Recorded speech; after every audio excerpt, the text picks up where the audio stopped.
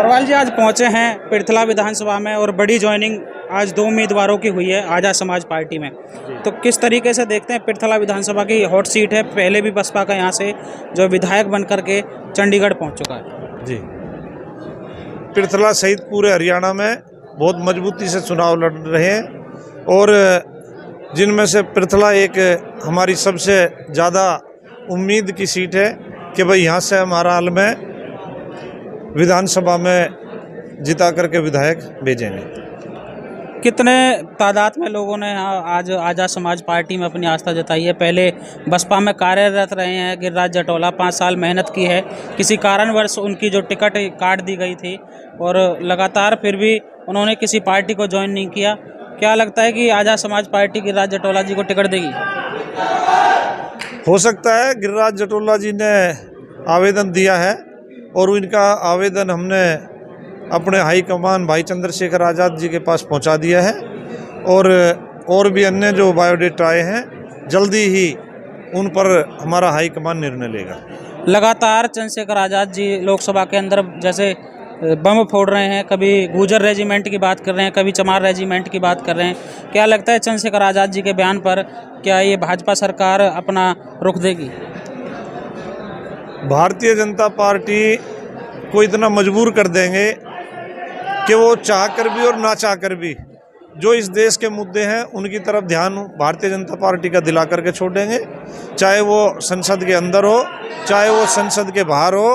परंतु ये पक्का है कि हर हाल में जो आपका सवाल है कि भारतीय जनता पार्टी का ध्यान देगी या नहीं देगी, उसको देना पड़ेगा। इतना मजबूर कर देंगे कि उसके पास कोई रास्ता ही नहीं बचेगा।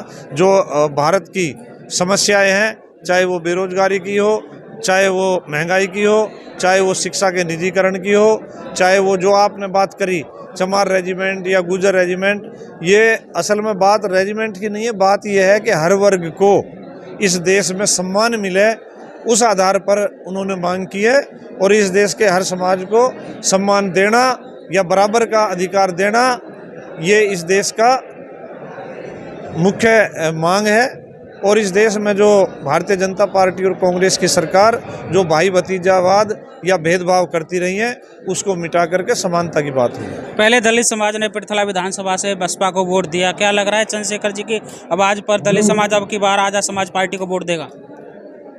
देखो, बात दलित की नहीं है ना, क्योंकि हम केवल दलित की बात नहीं करते या दलित की लड़ाई नहीं करते। इस देश के हर शोषित वंचित समाज की जो बात करते हैं, जहाँ जहाँ अन्याय होगा वहाँ वहाँ भीम आर्मी और आज़ाद समाज पार्टी और भाई चंद्रशेखर जी की आवाज़ होगी।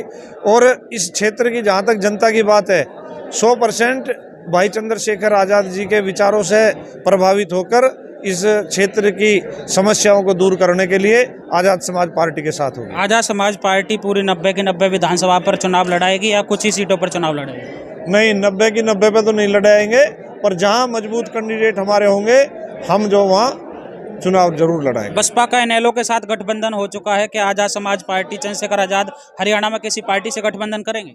हमारा गठबंधन जनता के साथ है और अभी जैसे जैसे परिस्थितियां बदलेंगी, हो सकता है भविष्य में कोई गठबंधन की बात चले, परंतु अभी हम बिल्कुल अपने दम पर तैयारी कर रहे हैं। बहुत बहुत धन्यवाद। देखिए, हमारे साथ मौजूद थे आज़ाद समाज पार्टी भीम आर्मी के राष्ट्रीय उपाध्यक्ष धर्मवीर परवाल जी। विस्तार से बताए कि हरियाणा में लोग विधानसभा का चुनाव लड़ेंगे, 90 की 90 विधानसभाओं पर चुनाव तो नहीं लड़ाएंगे, जहां भी सीट जीतने की आशंका होगी वहां से उम्मीदवार उतारेंगे। अभी तक कोई गठबंधन की उन्होंने बात नहीं कही है, यह कि जनता के साथ हमारा गठबंधन होगा। और जो उम्मीदवार हैं गिरिराज जटोला जी, उनसे भी हम आपकी बातचीत कराते हैं। देखिए, हमारे साथ मौजूद हैं गिरिराज जटोला जी, जिनका नाम पृथला विधानसभा में बहुत चर्चित है। गिरिराज जटोला जी जो है पहले 5 साल पहले मेहनत कर चुके हैं बहुजन समाज पार्टी के। आज उन्होंने बहुजन समाज पार्टी का पटका उतार करके आज़ाद समाज पार्टी का पटका पहना है।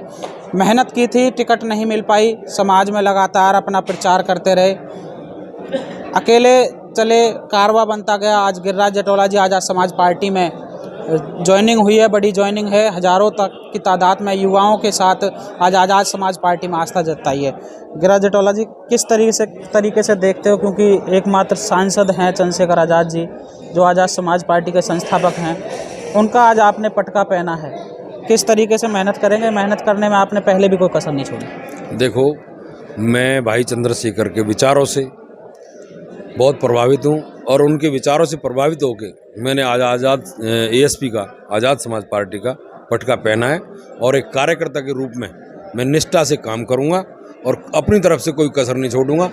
और रही बात, आप कह रहे पहले मैंने 5 साल काम किया, तो मैंने किसी भी पार्टी के लिए, मैं नाम नहीं लेना चाहता उस पार्टी का, जिस पार्टी के लिए मैंने काम किया था मैंने निष्ठा से किया, लेकिन उसने मेरे निष्ठा की और मेरे काम की कदर नहीं की।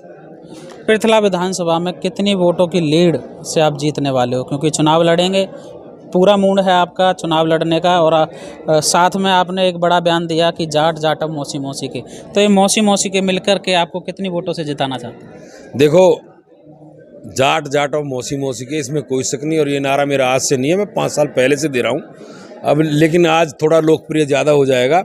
रही बात जीतने की और हारने की, जब मैं कड़ी मेहनत करूँगा और मेरे छोटे बड़े भाई सब मेरे साथ मेहनत करेंगे, तो मार्जिन तो फिर आप अपने आप देख लेना, वो तो वक्त बताएगा कि कितने मार्जिन से जीता हूँ, क्योंकि बड़ा टूक खा लो बड़ा बोल नहीं बोलना चाहिए। जाट जाति से आप संबंधित रखते हैं, 5 से 7 नेता और भी जाट जाति से आते हैं, तो समाज आपको वोट किस तरीके से देगा? क्योंकि जीत के अगर आपको जाना पड़ेगा। देखो, ऐसा है, पहले 2 बार जाट रह चुका, 2 बार, 1 बार विधायक रह चुका, 2 बार हार चुका, उसके बाद कोई जाट ऑप्शन है नहीं।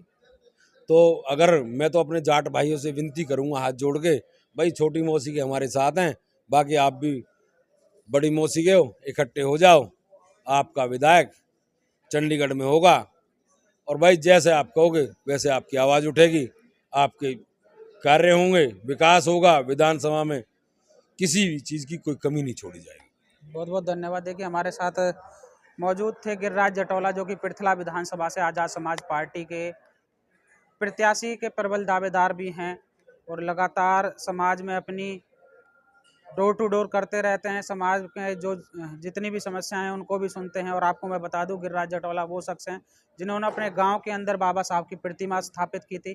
कुछ दंगाई लोगों ने उस प्रतिमा को तोड़ दिया गया, लेकिन गिरिराज जटौला ने फिर से बाबा साहब की प्रतिमा को वहां स्थापित किया। तो आपको बता दें, एक मिशनरी साथी भी हैं गिरिराज जटौला जी, पहले भी लगातार कार्य कर चुके हैं। कि हमारे साथ मौजूद हैं आज़ाद समाज पार्टी पलवल से पार्षद हैं, और पूरे हरियाणा के अंदर एकमात्र पार्षद हैं आज़ाद समाज पार्टी से नकुल जी। एक बार जानेंगे उनसे।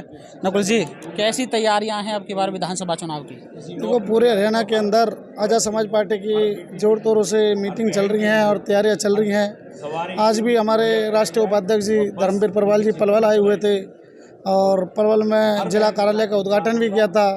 उसके बाद क्षेत्र में घूम के भी देखा, क्षेत्र में घूम करके देखा जो कांग्रेस और बीजेपी सरकारें हैं, जो काफ़ी सालों से, जब से हमने अपनी सुर्त संभाली है, जब से हम देख रहे हैं कि सड़कों पर कहीं 2-2 ढाई फुट के गड्ढे हैं। आज भी हम इधर पृथला विधानसभा में घूम रहे थे, थोड़ी सी बारिश होने पर ही पूरे रोड जाम हो गया और काफ़ी पानी देखने को मिला था। आपने चुनाव लड़ा है पार्षद का, कितनी मेहनत करनी पड़ेगी? क्योंकि पहली बार हरियाणा के अंदर आज़ाद समाज पार्टी चुनाव लड़ रही है। देखो, मैं आपको बताना चाहता हूं, जो भीम आर्मी और आज़ाद समाज पार्टी का कार्यकर्ता है वो जागरूक है, और बड़े भाई एडवोकेट चंद्रशेखर आज़ाद जी के लिए अपनी जी जान देने के लिए भी तैयार है। क्योंकि जब मैंने मेहनत करी तो मेरे जो भीम आर्मी संगठन के कार्यकर्ता थे स्वयं ही रात को 2-2, 3-3 बजे तक वो मेहनत करते थे, और उन्होंने जिताकर हमें जिला पार्षद बनाया कार्यकर्ताओं ने। अच्छा, एक बड़ा बयान आकाश आनंद जी का आया कि जब चंद्रशेखर के बारे में बोला गया कि चंद्रशेखर कौन चंद्रशेखर, तो क्या आकाश आनंद जी को पता चल गया है कि चंद्रशेखर कौन है?